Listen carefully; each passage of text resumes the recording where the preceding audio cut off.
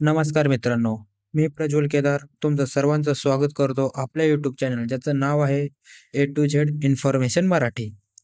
आपल्या चॅनलवर सर्व माहिती मी मराठीमध्ये एक्सप्लेन करत असतो. त्यामुळं आत्ताच आपल्या चॅनलला सबस्क्राईब करून घ्या. आत्ताच नुकतीच एस-बी-आय बँकची क्लर्क पदासाठी भरती सुरू झाली आहे. त्यासाठी एज लिमिट काय असणार आहे किंवा एलिजिबिलिटी क्रायटेरिया काय असणार आहे किंवा फी फी किती असणार आहे फॉर्म भरण्यासाठी, ही सर्व माहिती डिटेल माहिती आपण आज ह्या व्हिडिओमध्ये बघणार आहोत. तरी अजूनही कोणी आपल्या चॅनलला सबस्क्राईब केले नसेल तर करून घ्या. तुमचा एक सबस्क्राईब माझ्यासाठी मोटिवेशन देण्याचं काम करत असतो. त्यामुळं सबस्क्राईब करून घ्या. तर चला आपण आज ह्या व्हिडिओला सुरुवात करूया. आपण डायरेक्टली एस-बी-आयच्या ऑफिशियल वेबसाईटवर आल्यानंतर आपल्याला ही काय पी-डी-एफ दिसते ती आपण एकदा रीड करून घेऊया. इथे बघू शकता ही एस-बी-आय बँक ऑफ इंडियाची ही भरती असणार आहे. मग थोडंसं स्क्रोल केल्यानंतर याची थोडी इन्फॉर्मेशन बँकेची थोडी इन्फॉर्मेशन या ठिकाणी दिलेली आहे. या ठिकाणून आपल्याला बघू शकता की व्हॅकन्सी कोणत्या स्टेट वाईज किती व्हॅकन्सी आहेत ते ह्या ठिकाणी दिलेलं आहे. ह्याच ठिकाणी आपल्याला जी काय लँग्वेज आपल्याला लागणार आहे किंवा आपली जी काय फॉर्म भरण्यासाठी आपल्याला लँग्वेज आहे ती या ठिकाणी बघू शकता कोणती पाहिजे, काय पाहिजे. स्टेट वाईज वेगवेगळ्या लँग्वेज आहेत. गुजरातसाठी गुजराती लँग्वेज आहे किंवा आंध्र प्रदेशसाठी तेलुगू, उर्दू किंवा कर्नाटकासाठी कन्नड भाषा या ठिकाणी आहे. आपल्या महाराष्ट्रासाठी खाली स्क्रोल केल्यानंतर महाराष्ट्रासाठी आपल्याला मराठी भाषा दिसते. महाराष्ट्रासाठी इथं मराठी भाषा आपल्याला मराठी भाषा हे लागणार आहे. कोणत्या स्टेट वाईज किती व्हॅकन्सी आहेत हे या ठिकाणी बघू शकता. एस-सीसाठी आपल्या महाराष्ट्रात 47 व्हॅकन्सी आहेत आणि एस-टीसाठी 42 व्हॅकन्सी आहेत. त्याचबरोबर आपल्याला ओबीसीसाठी बघू शकता तर ओबीसीसाठी 127 व्हॅकन्सी आहेत आणि ओपनसाठी टोटल 213 व्हॅकन्सी आहेत. अशा टोटली आपल्या महाराष्ट्रामध्ये 476 व्हॅकन्सी ह्या एस-बी-आयने आपल्याला अलॉट करून दिलेल्या आहेत. तरी तर आपण पुढेही स्क्रोल करूया. अजून जे काय एज लिमिट आहे या ठिकाणी बघू शकता. एस-सीसाठी एस-सी शेड्यूल कास्ट, एस-टीसाठी शेड्यूल कास्ट ट्रिब्यूट अँड ओबीसीसाठी अदर बॅकवर्ड क्लासेस जी काय थोडीफार इन्फॉर्मेशन बँकेने दिलेली आहे. खाली येऊन बघूयात तर खाली स्क्रोल केल्यानंतर असं काय बघायला भेटतंय. ओबीसीसाठी आपल्याला जे काय एज लिमिट असणार आहे ते एज लिमिटसाठी एलिजिबिलिटी क्रायटेरिया काय असणार ते आपण या ठिकाणी बघूया. एज लिमिटची ही कंपॅरिझन ही ॲज ऑन 1 एप्रिल 2025 पर्यंत डिसाईड केली जाईल. ओबीसीसाठी आपण या ठिकाणी 3 वर्षाचं रिलॅक्सेशन असणार आहे, म्हणजे 3 वर्षाची सूट असणार आहे. एस-सी-एस-टीसाठी 5 वर्षाची, तर पी-डब्ल्यू-डी जनरल ई-डब्ल्यूसाठी 10 वर्षाची. म्हणजे पी-डब्ल्यू-डी म्हणजे जे अपंगत्व विद्यार्थी आहे किंवा अपंगत्व जे काही कॅन्डिडेट आहे त्यांच्यासाठी या ठिकाणी 10 वर्षाची सूट या ठिकाणी एस-बी-आयने दिलेली आहे. या ठिकाणी बघू शकता की पी-डब्ल्यू-डी म्हणजे अपंगत्व कोणत्या प्रकारे असू शकतं या ठिकाणी सर्व काय माहिती आपल्याला या ठिकाणी दिलेलं आहे.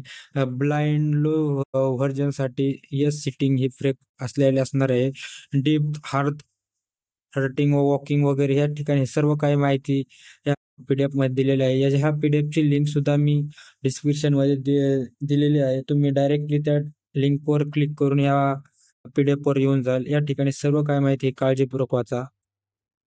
खाली थोडंसं स्क्रोल केल्यानंतर आपल्याला या ठिकाणी एक्झाम पॅटर्न वगैरे दिसत आहे. नॉन व्हर्बल ऑब्जेक्टिव्ह क्वेश्चन असणार आहेत आणि व्हर्बल टेस्ट ही नॉन ऑब्जेक्टिव्ह टेस्ट असणार आहे. ही एक्झाम ही टोटली 3 फेजमध्ये घेतली जाणार आहे. सिलेक्शन प्रोसेस बघू शकता. फेज 1 ही प्रिलिम एक्झाम असणार आहे. मी हायलाइटही करतोय. प्रिलिम एक्झाम असणार आहे पहिली फेजमध्ये. त्यामध्ये आपल्याला 3 सब्जेक्ट मिळणार आहेत. इंग्लिश लँग्वेज, न्यूमेरिकल ॲबिलिटी आणि रिझनिंग ॲबिलिटी. हे 3 सब्जेक्ट आपल्याला ह्या फेज 1च्या प्रिलिम एक्झाममध्ये असणार आहे. टोटल नंबर ऑफ क्वेश्चन इंग्लिशमध्ये 30, न्यूमेरिकल ॲबिलिटीमध्ये 35. न्यूमेरिकल ॲबिलिटी म्हणजे मॅथ आणि रिझनिंग ॲबिलिटीमध्ये 35 प्रश्न आहे. रिझनिंग ॲबिलिटी म्हणजे बुद्धिमत्ता चाचणी असते. यासाठी टोटली आपल्याला 100 मार्काचा पेपर असणार आहे. 100 क्वेश्चन, 100 मार्काचा प्रश्न असणार आहे आणि यासाठी आपल्याला 1 तासाचा कालावधी मिळणार आहे पेपरसाठी. या ठिकाणी फेज 2 ज्यावेळेस फेज 1 कंप्लीट होईल, ज्यावेळेस आपलं फेज 1 पास होईल, त्यानंतर कॅन्डिडेटचा फेज 2 साठी ॲप्लिकेशन केलं जाईल. हे फेज 2 साठी फेज 2 ही मेन एक्झाम असणार आहे. मेन एक्झाममध्ये टोटली 4 सब्जेक्ट आपल्याला या ठिकाणी बघायला भेटतात. General finance, general English, quantitative aptitude आणि रिझनिंग. जे काय सेम सेम जे काय फेज 1 मध्ये सब्जेक्ट होते तेच आहेत. फक्त थोडेसे ॲडव्हान्समध्ये या ठिकाणी दिलेले आहे. या ठिकाणी नंबर ऑफ क्वेश्चन हे जनरल अवेअरनेसमध्ये 50 म्हणजे जनरल नॉलेजमध्ये 50 असणार आहे. जनरल इंग्लिशमध्ये 40 प्रश्न आपल्याला या ठिकाणी बघायला भेटणार आहेत. ॲप्टिट्यूडमध्ये 50 प्रश्न, तर रिझनिंग अँड ॲबिलिटीमध्ये 50 प्रश्न. ही टोटली एक्झाम ही कम्प्युटर बेस्ड MCQ टाईप होणार आहे. यासाठी आपल्याला फेज 2 साठी टोटल 200 मार्काचा पेपर असणार आहे आणि त्यासाठी आपल्याला कालावधी हा 2 तास 40 मिनिटाचा या ठिकाणी दिलेला आहे. तर खाली स्क्रोल केल्यानंतर अजूनही काय बघायला भेटते, पे स्किल जे काय आपल्याला पेमेंट भेटणार आहे ह्या जॉबसाठी जे काय पे स्केल हे डिसाईड झालेलं आहे. ह्या ठिकाणी बघू शकता 24,050 पासून प्लस 24,050 प्लस आपल्याला या ठिकाणी पेमेंट भेटणार आहे. जे काय स्टार्टिंगची बेस पे आहे जे ते आहे 26,730.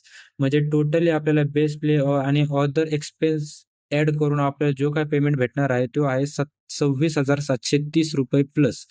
आणि जे काय आहे ते आपल्या स्किलवर डिपेंड आहे आपला पेमेंट हा, पण जो काय बेस पे आहे हा 26,730 हा भेटणार आहे.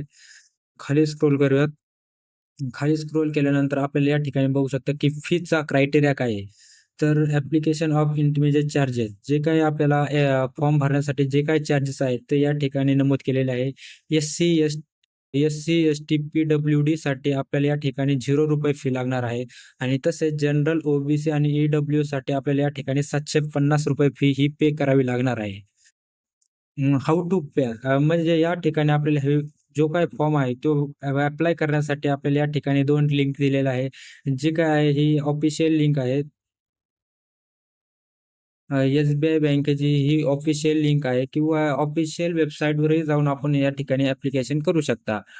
या ठिकाणी आपल्याला जे काही डॉक्युमेंट लागणार आहे याची सर्व काही माहिती आपल्याला या ठिकाणी दिलेली आहे. आपल्याला या ठिकाणी सर्वात प्रथम फोटोग्राफ लागणार आहे, सिग्नेचर लागणार आहे किंवा लेफ्ट हँडचा थंब लागणार आहे. Impression in return declaration form या ठिकाणी आपल्याला लागणार आहे. खाली स्क्रोल केल्यानंतर सर्व काही माहिती या ठिकाणी आपल्याला दिलेली आहे. आपण ती काळजीपूर्वक वाचूया. या ठिकाणी आपल्याला खाली 4 फॉर्म दिलेले आहेत. ते फॉर्मही मी तुम्हाला नंतर वाचून दाखवणार आहे. स्टेप बाय स्टेप आपण खाली चालूया. या ठिकाणी आपल्याला स्टेट वाईज एक्झाम सेंटर दिलेले आहे. अंदमान निकोबार बेटसाठी आपल्याला एक्झाम सेंटर आहे. पोर्ट ब्लेअर वगैरे ज्या ठिकाणी तुम्ही या ठिकाणी जे काही आपलं स्टेट आहे त्यानुसार आपण या ठिकाणी आपण चेक करू शकता एक्झाम सेंटर आपलं काय आहे. मी महाराष्ट्रासाठी तुम्हाला चेक करून दाखवतोय. हे आपल्या महाराष्ट्रासाठी आपल्याला जे काही एक्झाम सेंटर आहेत ते ते आहेत अहिल्यानगर, अकोला, अमरावती, छत्रपती संभाजीनगर, धुळे, जळगाव, कोल्हापूर, लातूर, मुंबई, ठाणे, नवी मुंबई, नागपूर, नांदेड, नाशिक, पुणे, रायगड, सांगली, सातारा आणि सोलापूर. हे सर्व काही आपले एक्झाम सेंटर असणार आहे. ह्या बँकच्या ह्या क्लर्कच्या भरतीसाठी असणारे हे एक्झाम सेंटर असणार आहे. याची सर्व काही माहिती या ठिकाणी आपल्याला दिलेली आहे SBI बँकेने. खाली स्क्रोल करूया तर आपल्याला या ठिकाणी जे काही आपल्याला फॉर्म भरताना जे काही आपल्याला बाबी लक्षात घ्यायची ते ह्या ठिकाणी आहेत. फोटोग्राफ आपल्याला 4.5 सेंटीमीटर ते 3.5 सेंटीमीटर एवढाच लागणार आहे. त्यापेक्षा जास्त असेल तर ॲक्सेप्ट केला जाणार नाही. तर तुम्ही ती काळजीपूर्वक 4.5 सेंटीमीटर बाय 3.5 सेंटीमीटरचा फोटोग्राफची साईज तुम्ही कन्व्हर्ट करून घेऊ शकता. तुम्हाला फोटोग्राफची साईज कमी करता येत नसेल तर यासाठी मी परतही दुसरा एक व्हिडिओ बनवतो. तोही तुम्ही डायरेक्टली पाहू शकता. डायमेन्शन या ठिकाणी या फोटोचं 200 बाय 230 पिक्सेल असणार आहे आणि साईज आपल्याला तो 20 KB ते 50 KB पर्यंत लागणार आहे. याची प्रॉपर व्हिडिओ जी काही फोटोची साईज किंवा फोटो इमेजची पिक्सेलची साईज कशी कमी करायची यासाठी मी प्रॉपर व्हिडिओही सुद्धा बनवला आहे. तो मी आय बटनमध्ये दिलेला आहे. तुम्ही तिथूनही डायरेक्ट चेक करून आपली फोटोची साईज ही कमी घेऊ शकता.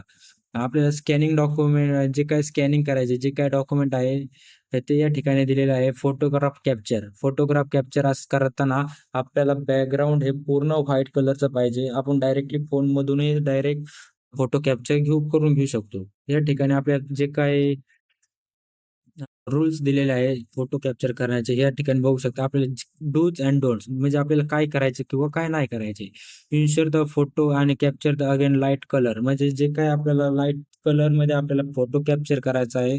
आणि आपल्याला जे काय नाही करायचं तर small size of photograph not be click uploaded म्हणजे जे काय आपली फोटोची साईज आहे ती कमी असेल तर आपला फोटो हा अपलोड होणार नाही. आणि खाली सिग्नेचरचे आपल्याला जे काय इन्स्ट्रक्शन दिलेले आहे. आपल्याला या ठिकाणी लेफ्ट साइडचा थंब रूल लेफ्ट हँडचा थंब आपल्याला या ठिकाणी द्यायचा आहे. याची साईज आपण बघू शकता 140 बाय 60 पिक्सेलची आपल्याला या ठिकाणी साईज लागणार आहे. आणि साईज ही आपल्याला जे काही अपलोड करायची साईज आहे ती आपल्याला 10 KB ते 20 KB पर्यंतच पाहिजे आहे. त्यापेक्षा एक्स्ट्राही चालणार नाही आणि 10 KB पेक्षा कमीही या ठिकाणी आपल्याला चालणार नाही. तर ही आहे सर्व टोटली माहिती. खाली आपल्याला जे काही फॉर्म दिलेला आहे हे फॉर्म फॉर्म ए हा सर्टिफिकेट ॲप्लिकेशन रिटायर्ड पर्सनल म्हणजे जे काही रिटायर्ड पर्सन आहेत, जे आर्मीतून किंवा नेव्हीतून किंवा कोणत्याही आर्म फोर्समधून रिटायर झाले आहेत आणि त्यांना या एक्झाम या फॉर्मसाठी अप्लाय करायचा असेल तर त्यांच्यासाठी हा फॉर्म दिलेला आहे. फॉर्म हा या ठिकाणी बघू शकता फॉर्म सी हा हा आर्मीसाठीच आहे.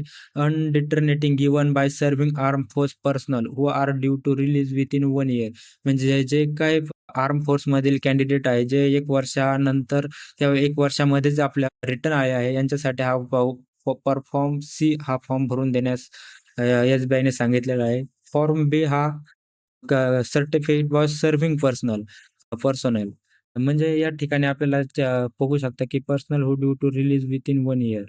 जे काही फॉर्म आहे ते आपल्याला या ठिकाणी भरून द्यायचे आहे. हे फॉर्म हे कंपल्सरी नाही. जे फक्त रिटायर्ड पर्सन आहेत, जे आर्मीतून रिटर्न आलेले आहेत किंवा एक्स सर्व्हंट असतील त्यांच्यासाठीच हा फॉर्म हे जे काही फॉर्म आहेत ते फॉर्म आहेत.